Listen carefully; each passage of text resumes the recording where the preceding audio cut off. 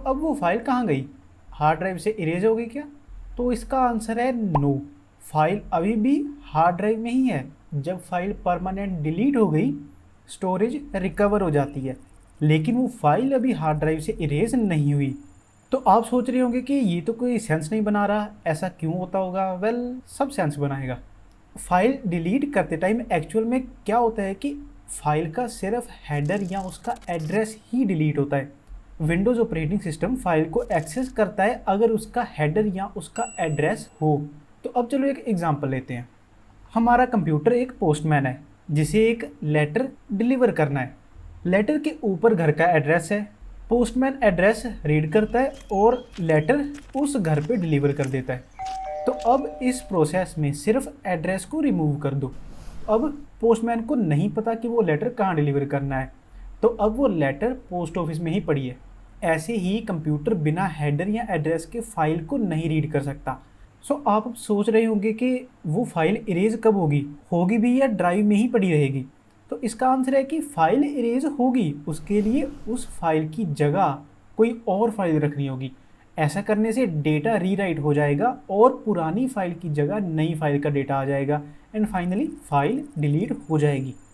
इसलिए एक common tip होती है कि अगर कोई फाइल गलती से आपसे डिलीट हो जाए तो रिकवर होने तक ड्राइव में और कुछ भी आप मूव ना करो। उस ड्राइव में और कुछ भी ना तो आना चाहिए, ना ही वहाँ से कुछ जाना चाहिए। ऐसा करने से डेटा रीराइट हो सकता है और आपकी फाइल हमेशा के लिए चली जाएगी, कभी रिमूव नहीं होगी।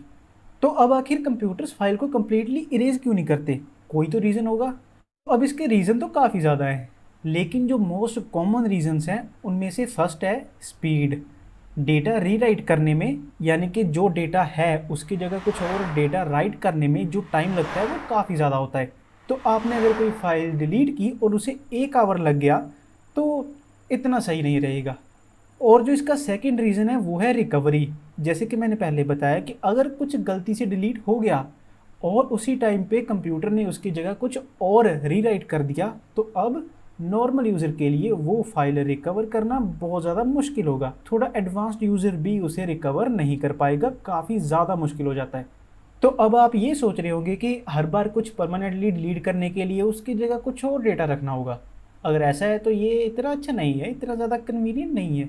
तो इसका कोई और सोल्यूशन तो होगा।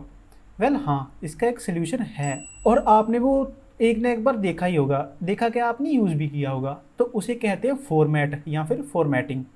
तो अब ये फॉर्मेटिंग में सारा डेटा जो आपने पहले डिलीट किया था लेकिन वो आपकी हार्ड ड्राइव में अभी भी है, वो सारा डेटा ज़ीरो से रिप्लेस हो जाता है।